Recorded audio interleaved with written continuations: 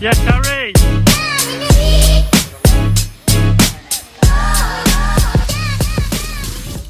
Hello, welcome back to another video.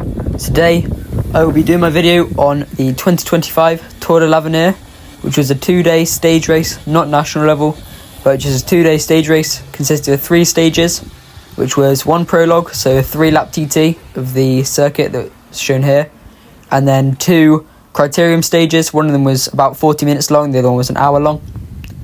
And I'm about to go off my prologue in about a minute's time. So this is me just lining up here. And then this is me starting. So it's a 3-lap prologue. The lap was only 850 metres long, which is actually quite short. But I did it in... So it was... We're aiming for as close to 3 minutes as possible. So this is me coming around lap 1, just trying to keep the pace high because it was a really short... Quite a short effort. Nathan. And I was just sprinting everywhere. And there was this one right-hander that I'd just gone through there that I couldn't work out how to keep the power down over it, and I was like half pedalling and trying to make sure my back wheel was down. And it took me to the second last lap of the criterium to work out actually how to keep my back wheel down and maintain grip through the corner. So that was interesting. But I ended up putting in a pretty good prologue, finished 13th, and I was 15 seconds down on the winner. So interesting ride, but overall pretty happy with it. 3 minutes 18, and then the winner did it in 3:13. So then this was Harry going on to his stage race, and he was 25 minutes. This is his first criterion, 25 minutes plus 5 laps.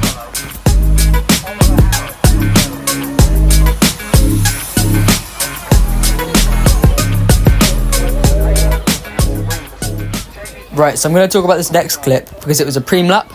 So preem lap is basically an intermediate sprint. So for those of you who don't know, and in a stage race, the sprint's not for sprint points like you might see in the Tour de France, but it's actually for bonus seconds. So they ring a bell, and whoever wins the lap effectively gets like 5 seconds subtracted off their total. So in a short race like this, it gives them a massive advantage because you can move up 5 or 6 positions with 5 seconds time.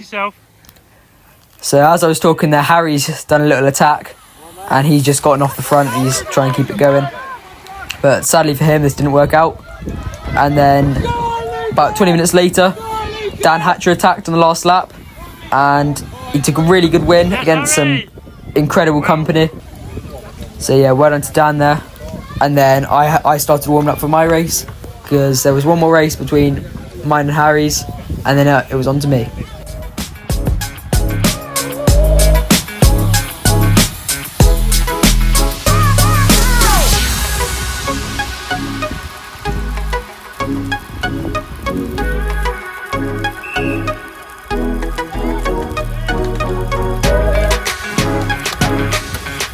Have a great race, Nathan.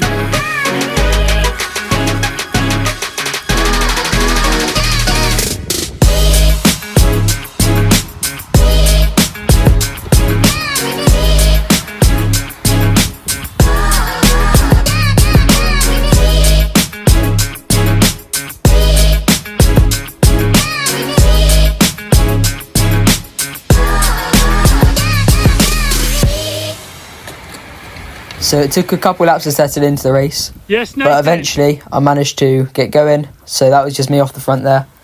And my plan was for someone to come away with me, but that didn't really happen. So I sat up, and as I sat up, I got counter-attacked. And I was going so much slower than James that I didn't bother trying to hop on with him.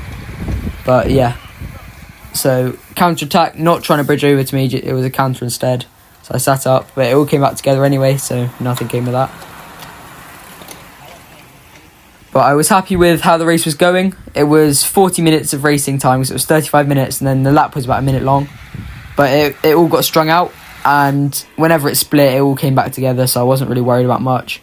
I was happy just sitting in the group, moving up when I could, and then if I was at the front, I'd try and get in a few moves, because if one of them does go away, then that's great, and I'm in the move.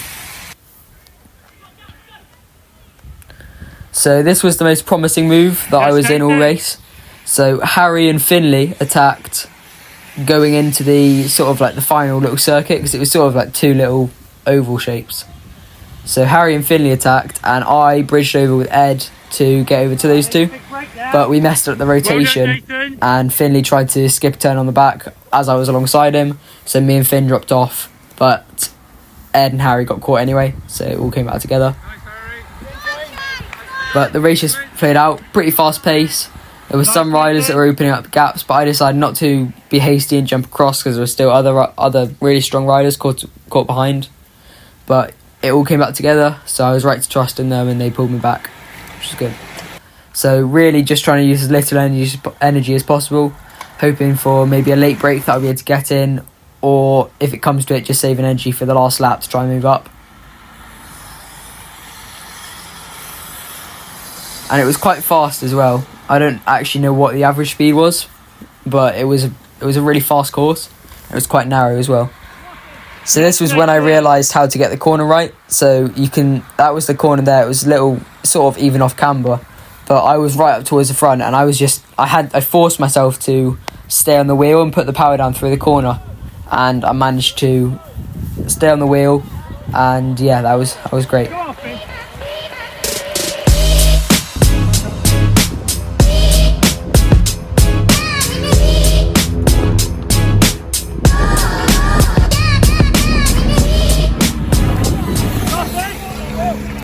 So going into the last lap, I'd been pushed off the grass, or pushed off the circuit into the grass, and it actually moved me up some because I didn't hit the brakes. So I went into the last lap, well into the top 10, super happy with my positioning, but I forgot to shut the door on the right hand side, and I got passed by a couple of people, and I think I got passed by one more in the sprint, and I ended up finishing 10th, which is a super good result in a hard criterium where it was really tricky to move up.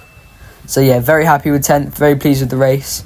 And no bonus seconds, not on the finish, not in any of the preem laps, but so didn't move up at all, but still super happy with how it went. And on to day 2.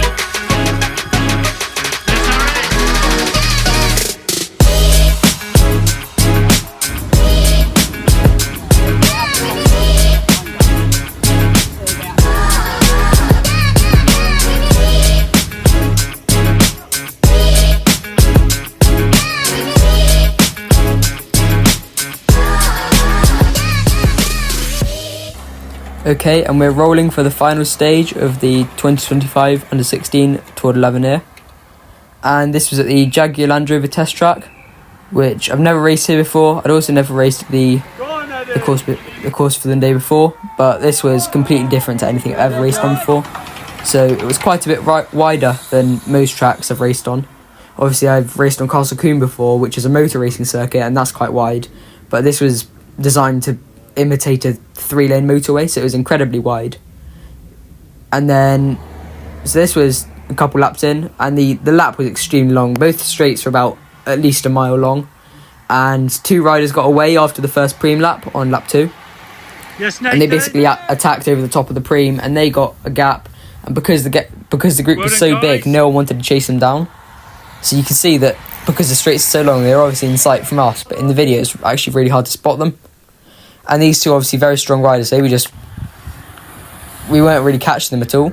So they made the initial gap and we weren't getting any closer. And there were attempts to get the group to work together, but they wouldn't work for longer than a minute. So that was how it was going for now. And then this is when the race started kicking off properly. So a group of 4, so there's a group of 2, and then there's a group of 4 coming over.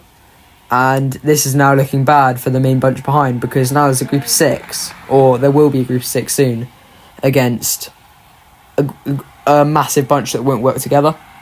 And you can see people pushing on the front to try to pull them back, but just not everyone's working. So you'd flick your elbow and someone wouldn't come through, and the whole flow would be stopped. So I decided that it was it was like now or never. So these 6 started working together, and Well done, Nathan. I attacked onto Finley there, who's the 4T cycle park guy. I attacked onto his wheel with Alex, and then James and Xander bridged over to us. So then there were 5 of us trying to catch the group of 6, and it didn't take us very long because we were going super fast. That's Nathan. But it was a group of 11, and we worked together really well now. And I think we put a minute and a half into the main bunch before the end. So yeah, this was super good.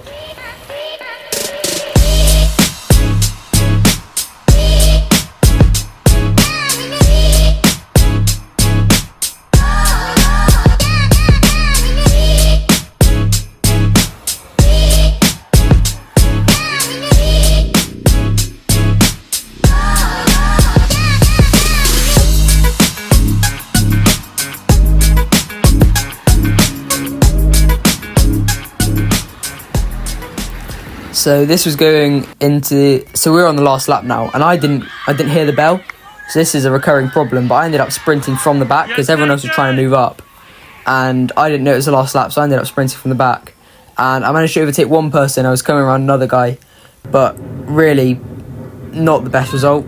Finished 10th out of a break of 11, but another British cycling point, and I still moved up loads on GC because of that. So overall, super happy with the weekend. Managed to get in the break, which is not something I always manage to do. And yeah, just overall super happy with progress and performance, and well done to everyone else who raced. Big thank you to the organisers for working for countless hours to get the chip timings ready, because they had some problems with that. But yeah, massive thank you for the organisers for not only putting the event on, but also getting the timings out. So came 10th on both stages, 13th on the prologue, and 8th overall. So yeah, super happy with that, and thank you for watching. Bye.